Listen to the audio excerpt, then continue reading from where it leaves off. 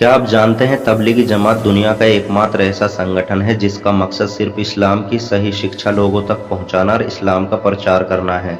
तबलीगी जमात संगठन को शुरू करने के लिए मौलाना इलियास कांदलवी ने अपनी पूरी ज़मीन और दौलत दांव पर लगा दी थी। तबलीगी जमात को दुनिया का सबसे बड़ा सुधार आंदोलन भी माना जाता है। तबलीगी जमात को खुले तौर पर समर्थन दारुल उलूम देवबंद का रहा है। दारुल उलूम देवबंद दुनिया की दो सबसे बड़ी इस्लामिक संस्थाओं में गिना जाता है। इस मदरसे की स्थापना मौलाना कासिम नानोतवी और मौलाना अब्दुल रशीद गंगोही ने की थी। इसका मकसद ब्रिटिश हुकूमत के खिलाफ क्रांतिकारी तैयार करना था। 1857 ईस्वी में देश की आज़ादी के लिए बिगुल फूंका गया था। उलेमाओं ने इस क्रांति में बेमिसाल कुर्बानियां दी थी। मौलाना कासिम नानोतवी और मौलाना अब्दुल रशीद गंगोही के नेतृत्व में आलिमों के जत्थे ने शामली के मैदान में अंग्रेजों से जंग लड़ी थी। इस जंग का मकसद अंबाला से मेरठ जाने वाली अंग्रेजों की रसद को खत्म करना था। इस लड़ाई में उलेमाओं ने अंग्रेजों को करारी शिकस्त देकर फतेह हासिल की थी। इस लड़ाई को इतिहास में शामली मार्का के नाम से जाना जाता है। इसके बाद आलिमों द्वारा 30 मई 1866 को दारुल उलूम की स्थापना की गई। दारुल उलूम के पहले छात्र मौलाना महमूदुल हसन भी आज़ादी के महान क्रांतिकारी थे। इनको शेखुल हिंद के नाम से जाना जाता है।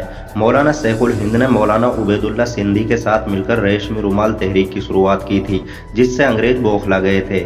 भारत से ब्रिटिश हुकूमत को उखाड़ फेंकने के लिए मौलाना शेखुल हिंद ने रेशमी रुमाल पर खत लिखकर खिलाफत उस्मानिया से मदद मांगी थी।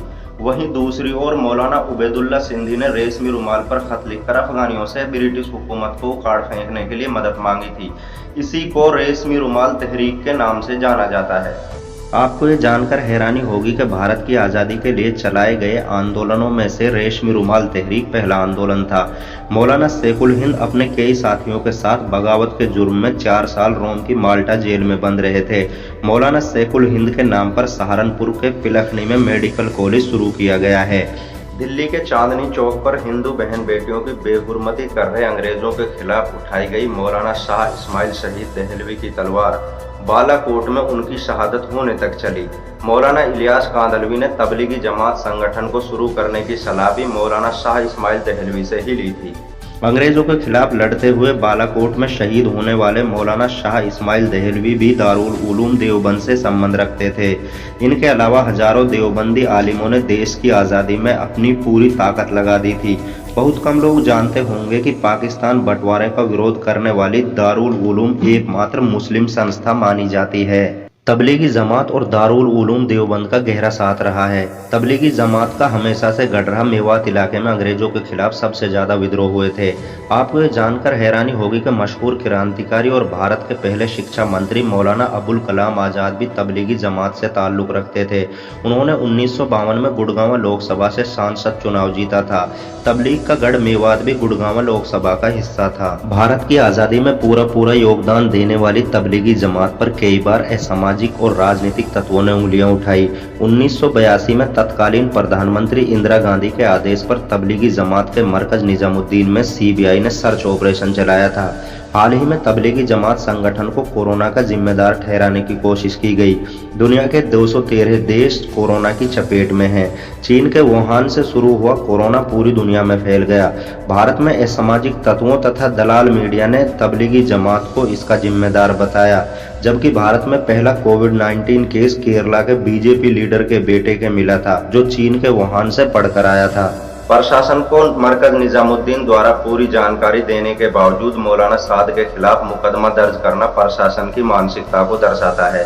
दिल्ली के मुख्यमंत्री अरविंद केजरीवाल ने मुकदमा दर्ज करने के आदेश बीजेपी अध्यक्ष अमित शाह से मुलाकात के बाद दिए थे, जिससे साजिश की बू साफ नजर आती है। तबलीगी जमात में विदेश से आने वाले लोगों की पूरी जानकारी स्थानीय क्राइम ब्रांच और विदेश मंत्रालय के पास होती है।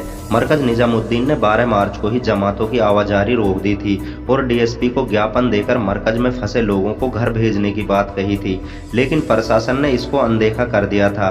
12 मार्च को ही मरकज ने अपने सारे समारोह रद्द कर दिए थे, जबकि तिरुपति मंदिर 18 मार्च तक बंद नहीं हुआ था।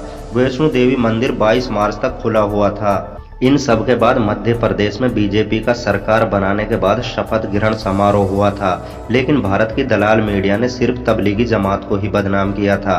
तबलीगी जमात के मुखिया मौलाना साद को कोरोना मौलाना बताने वाला जी न्यूज चैनल खुद कोरोना हब बन चुका है, जहां 28 केस पॉजिटिव मिले। अगर एक मुसलमान होने के नाते आपको गर्व महसूस हुआ हो तो हमारे चैनल को सब्सक्राइब करें, वीडियो को लाइक करें, शेयर करें और वीडियो के बारे में कमेंट में लिखकर जरूर बताएं।